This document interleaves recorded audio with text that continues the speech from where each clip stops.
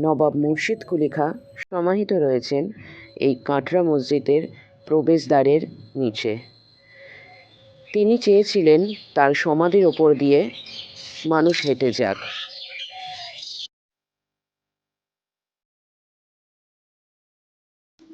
হ্যাঁ, আজকে আমি চলে এসেছি আমাদের মুর্শিদাবাদের অন্যতম একটি দর্শনীয় বা ঐতিহাসিক স্থানে, কাটরা মসজিদ। নবাব মুর্শিদ কুলি খাঁ আনুমানিক ১৭২৩ থেকে ১৭২৪ খ্রিস্টাব্দের মধ্যে এই মসজিদটি নির্মাণ করেছিলেন। কথিত আছে এই মসজিদটি ঢাকার করতলব মসজিদের অনুকরণে নির্মাণ করা হয়েছিল। কাটরা মসজিদ শুধুমাত্র প্রার্থনা গৃহ ছিল না, এটি ছিল শিক্ষা, বাণিজ্য, স্থাপত্যের একটি অন্যতম গুরুত্বপূর্ণ কেন্দ্র। কাটরা মসজিদ ছিল মুর্শিদাবাদের প্রধান মসজিদ এবং উপমহাদেশের অন্যতম বৃহত্তম মসজিদও বলতে পারো, যা একাধারে মসজিদের সাথে সাথে ব্যবসায়ীদের জন্য অতিথিশালাও ছিল। কাটরা কথার অর্থ বাজার, যেটা নির্দেশ করে এটি বাজারের মধ্যে অবস্থিত। আর এই মসজিদের ভিতরেই আছে একটি শিব মন্দির। শুধু এইখানে বলে নয়, আমাদের মুর্শিদাবাদে এরকম অনেক নিদর্শন আছে যেখানে মন্দির মসজিদ পাশাপাশি, তবুও এত দাঙ্গা, এত হানাহানি কিসের জন্য সেটা আমি আজও বুঝি না। আজ থেকে প্রায় কয়েকশো বছর আগে তৈরি এই কাটরা মসজিদ আজও মাথা উঁচু করে দাঁড়িয়ে আছে আর বহন করে চলেছে মুর্শিদাবাদের ইতিহাস। বর্তমান সময়ে তৈরি অনেক উঁচু বিল্ডিং আমরা দেখি ভেঙে পড়ে বা বাড়ি ভেঙে পড়ে, কিন্তু কয়েকশো বছর আগে তৈরি এই ইমারতটা শুধুমাত্র 1897 সালের ভূমিকম্পেই প্রচুর পরিমাণে ক্ষতিগ্রস্ত হয়েছিল, কিন্তু আজও দাঁড়িয়ে আছে এবং আগামী কয়েকশো বছর পরেও এটা এমনভাবেই দাঁড়িয়ে থাকবে।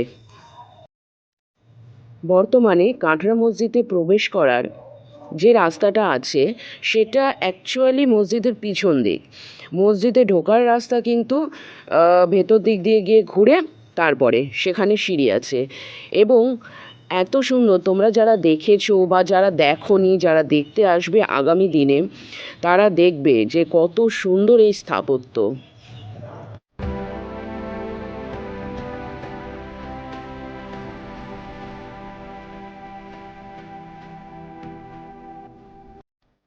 বাংলার নবাব মুর্শিদ কুলি খাঁ তিনি ঢাকা থেকে মুর্শিদাবাদে রাজধানী স্থানান্তরিত করেছিলেন।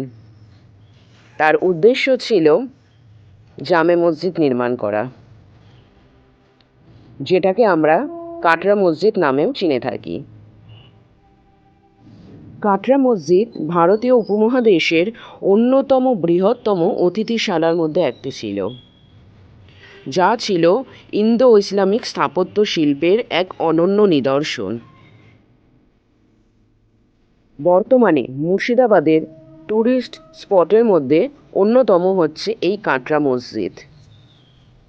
বর্তমানে কাটরা মসজিদে প্রবেশদ্বারে ঢুকতেই সামনে যে দুটো স্তম্ভ দেখা যায় লম্বা দুই পাশে, যেটাকে টাওয়ার বলা যেতে পারে, তো এই রকম আরও দুটো স্তম্ভ ছিল যা 1897 সালের ভূমিকম্পে ভেঙে যায়।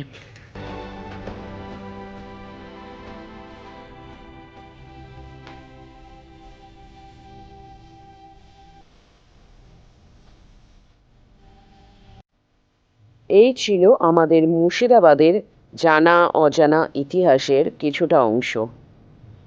চেষ্টা করব আগামী দিনে আমাদের মুর্শিদাবাদের এইরকমই কিছু স্থানের জানা অজানা ইতিহাস তোমাদের সামনে তুলে ধরার। কেমন লাগলো ভিডিওটা কমেন্ট করে জানিও। আর যদি আমি কোনো কিছু বলতে মিস করে থাকি তো সেটা অবশ্যই কিন্তু তোমরা আমাকে কমেন্ট করে জানিও। আজকের মতন টাটা।